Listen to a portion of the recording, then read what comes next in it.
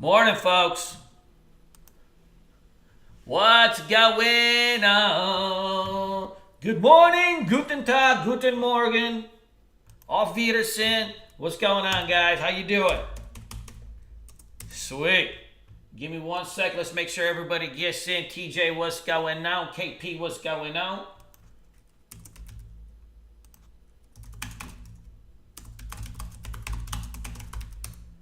Hey, Noah, what's going on? All right, cool. So let's take a look here first at the general market. We've got a flat open for the most part. We are due for like probably a day or two pullback. If you can see here, like we're really we're on the edge of like being at extreme overbought. You know, yesterday was a power move in the market. You got to respect the strength, but we're getting a little bit long in the tooth. We're outside the upper Bollinger Band. We're overbought.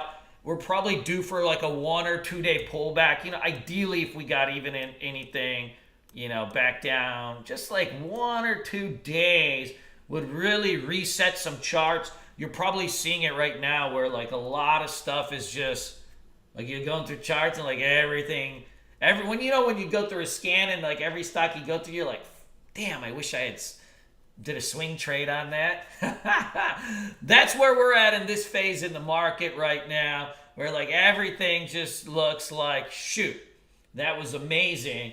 So 1 or 2 day pullback is in the cards. I think if we get any big strength this morning, like if we go red to green on the market, we're down just a little bit in the morning. If we go red to green on the market and we have like one big push, I think we get probably a late day fade. It won't be like a crash or anything like that. Remember that the fades that we saw, you know, a few months ago, those are pretty much off the table now. But, you know, like a nice 1 day, like just, right, kind of like wipe out some hands, get some new buyers in. I think if we get that big push, we're going to see something like that. In the meantime, though, when the market looks this extended, you know, the big thing to do is to focus on like individual names that are setting up or have really good charts, because they can still go irregardless of what's happening, you know, in the general market, especially if you're looking at, you know, some of the stocks that have like PRs out and things like that. So we're overbought, but we're not like parabolic or anything. We're just extended or overbought. We need a little pull, and if we can get one, then we're going to have ourselves, some fun. So let's take a look at just some of the earnings plays. You know, out here, you're seeing this is like, you know, you're starting to see like all this kind of junk starting to really rise to the top here. You know my deal. I don't do these kind of stocks anymore. I'm too old, too fat, too bald to even mess around with these things. This is a runner today. It's only a 4 million share float. Yeah, I wouldn't be surprised to see this thing make a run into that 10 or 11 spot today. This is just a market like where any company that has any kind of news out, if you just throw in, you know, something about CBD, cannabis, Corona, electric vehicle, right? There's like code words in these PRs. You're going to go 100, 200%. This is probably something you could add to your watch list for some of you younger folks that could stomach this. That's not a bad looking stock right there in terms of a breakout, but it's up 140%. Like, what are you going to do with it? NVAX, this is more my speech. NVAX got some news out today. You know, gets $1.6 billion in U.S. funds for COVID. Well, regeneration gets $450 million contract.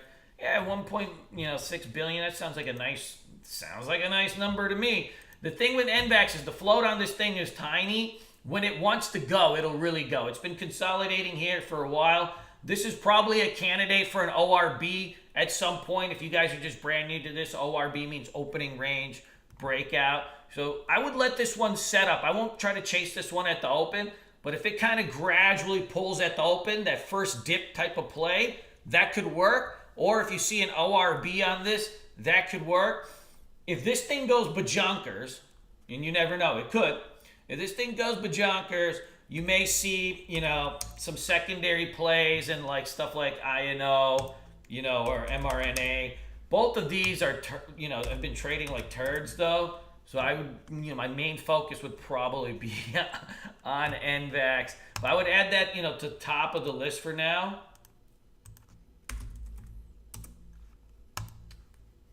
Yeah, NVAX is holding up. So that's top of the list for now. Let's see if there's any other worthy kind of news plays. This VSLR might be something, alternative energy is like a thing right now. You are breaking out to, man, that's all-time highs on this, pretty much, or multi-year highs. You have 51 million share float. You're kind of teetering on the edge of mid-cap to small-cap. This one actually may have a chance on this. You've got, that's the right sector right now. If you're thinking about like all the junk that's been flying around,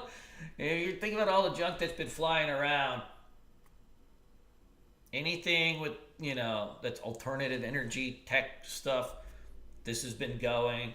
That can work. Like this thing, if you start to see, this thing peak up and you set up for an ORB, I think that one's got a chance. You can see there's like some offshoots of this, right? So Sunrunner require one for the other. So it looks like the one is getting acquired. This is the acquirer.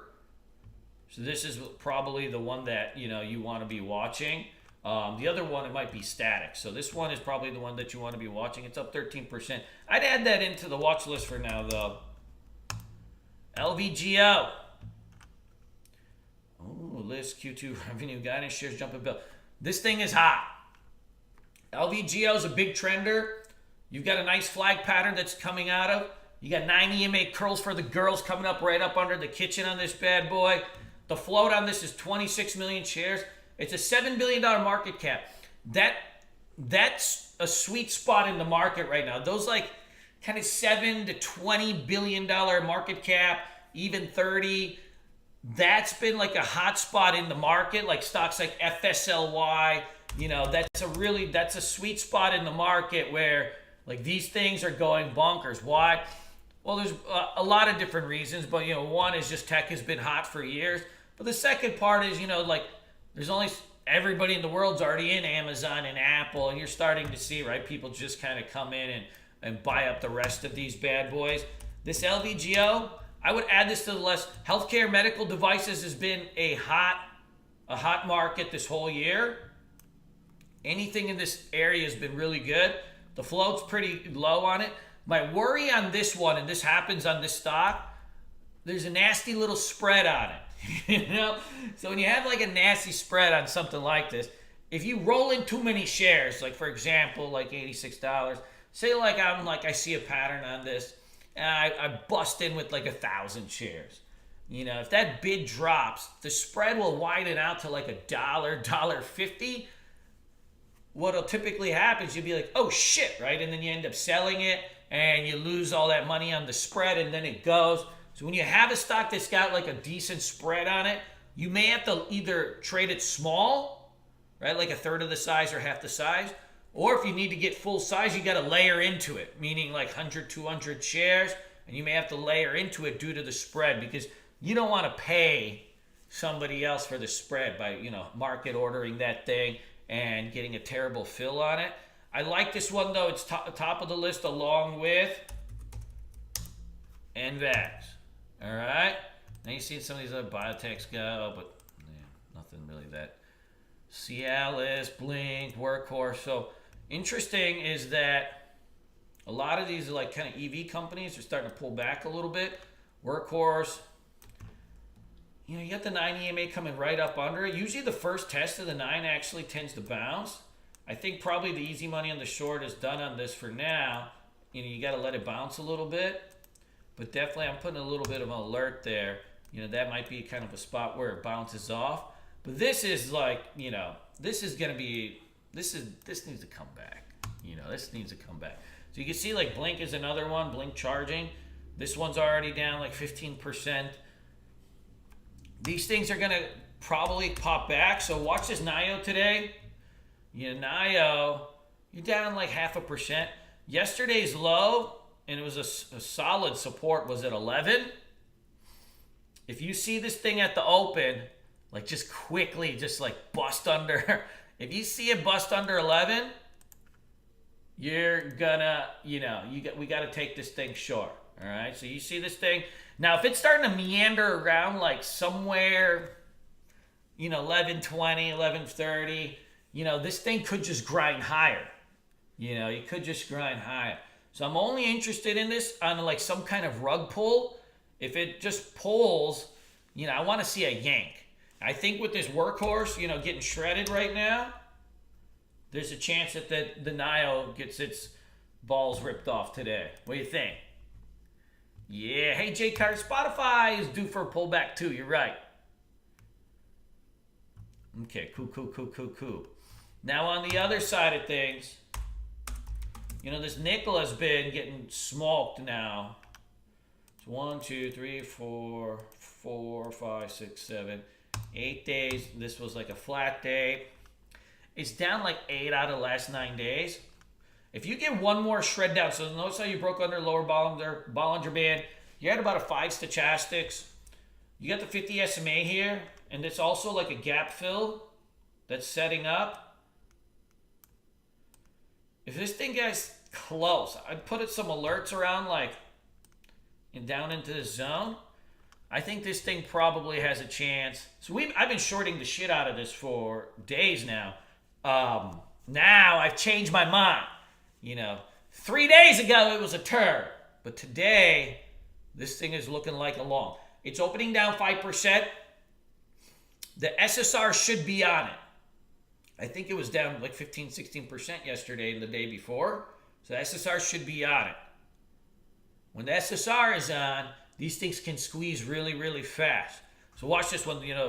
The red to green spot on it is about $2 away. We'd probably get in, if it starts to base out, I'll look for a 1, 2, 3 pattern.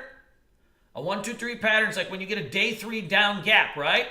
You'll pop down, make a low, come back, make a higher low, so look almost like a W, and then we'll take this thing up. It may just start to do it on opening tick, but you got to be careful. You got to have a really, really good entry.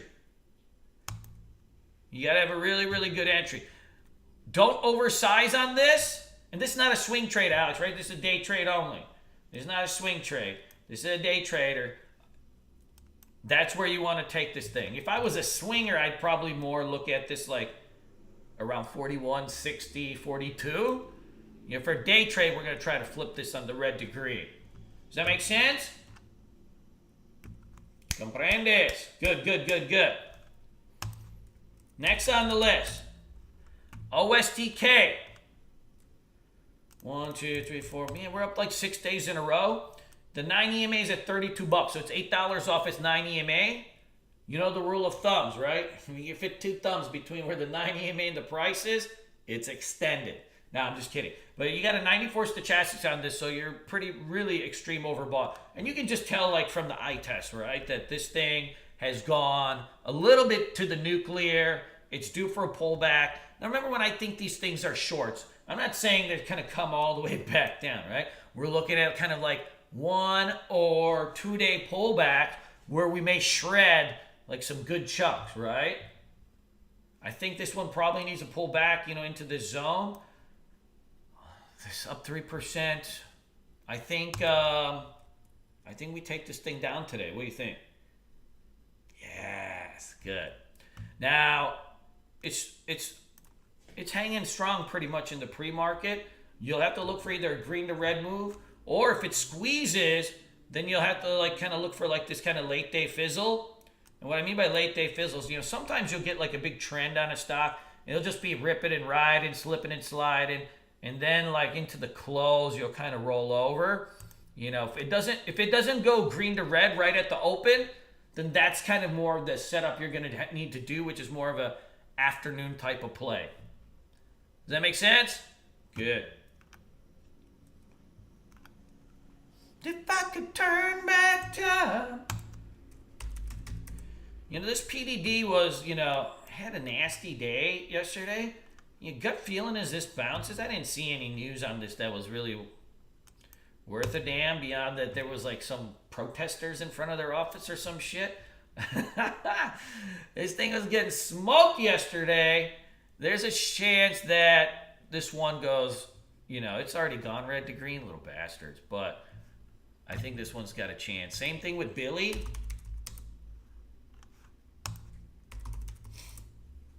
You know, you pull back into this like kind of support zone. See how it's like just sitting here kind of rounding its balls. You start to come out of this range. I would watch about 45. You start to push out over that 45. You may come in and kind of fill some of this. I'm not saying it's going to be back at 52, right? You know, for day trading, we take a couple bucks here. We take a couple bucks there. We rip and ride, slip and slide. Next thing you know, we in the game. Good. What are you guys all watching? Those are my top plays. I'm sticking to them. OSTK, Nikola, NVAX, Run, LVGO. And then, you know, we've got kind of our daily traders that we've been doing. A lot of people have been asked about Tesla. Tesla's a tricky trader. It does look like a short, at least for a couple days. It's so damn expensive now. And the range is so big, it's very hard to control. You know, like if you trade this, like you may have to trade like 50 shares of it at a time. It's a little bit tricky. LMND is still, I think, a daily, you know, this is going to be a daily trader for us back and forth for the next so many weeks, I think. I think it probably rolls over. I had an end of day dump yesterday. I'm not sure if it holds this, you know, gap today. It's a good daily trader. We took this thing at the open yesterday in the ORB. I took this thing like 80 bucks. It was like a swing trade gain. It's all luck, right? Because who expects like you take a pattern, it's gonna remove like 15%. But you need like a swing trade gain in like 10 minutes. Uber. So there's no pattern on Uber, right? It's just like sitting around inside a range. I think there's probably easier plays to do. Hey, who said CRNC? TJ, this is solid. This actually, you know, if it busts loose, that probably turns into a swinger. Its earnings are already out of the way. Yeah, that's a good one. Good idea, buddy. I'm probably stealing that.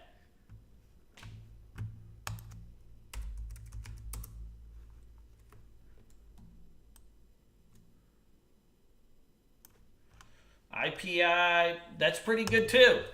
I would roll with those. And Lulu's not bad also. I would roll with those. Yeah, JNUG is a daily trader for us at this point. As long as this range break holds, you know, this thing is a daily for us. I like that name a lot. On dips, though, at this point, it's getting a little bit overbought, so you can only buy it on pulls, but it's pretty good. These are the faves. OSTK Short, Nikola Long, NVAX, Run, LVGL, and then we got PDD, Billy for potential bounce. That's the list. I'm sticking to it. A couple names that, like, you know, might be decent for later. This VRM, but had a failed breakout yesterday. The ZI looks bouncy. If it can hold support, it may not, frankly. Good, good, good, good. That's the list. I'm sticking to it. Yeah, the focus is really on Nikola's my top idea. All right, let's go do what we do, which is the do.